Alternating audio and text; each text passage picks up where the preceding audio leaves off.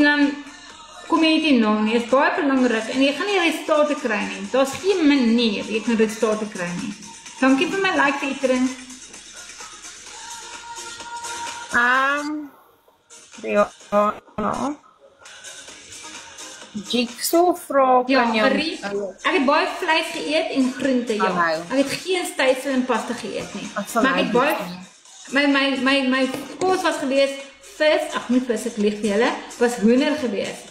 Vra even van Roxanne, toe sy pasta gemaak het, toe het ek vir my 'n klein hoender net gemaak, en ek het beet geëet. Dis ook maar ek sê, ek het baie streng gewees, even dat ek in die Kaap was, het ek baie streng geëet. Ek het by my routine gebly. Dis nou nie vir my vandag hallo nie.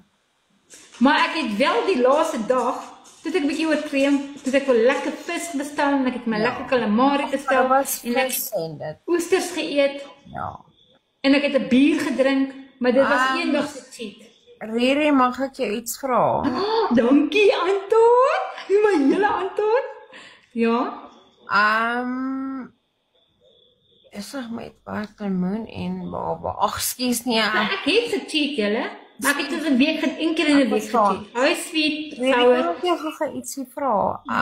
Jigsaw vra kan jy asseblief die account geblok? Nee. Okay. Ja, sweet sour, vis is baie gesond, maar ek is nie 'n viseter nie. Ek eet nie vis nie, ek weet nie van vis nie, maar by see het ek vis geëet, die laaste dag toe cheat ek, toe ek vir my fucking lekker kos bestel, want dit was vas net see af, dit moes by die Kaap gewees. So, maar vis is baie gesond, julle. Vis het met al die vitamine en minerale goed, dit is baie gesond. Maar ek kan nie vis eet nie. Maar as jy kan vis eet en eet hoender,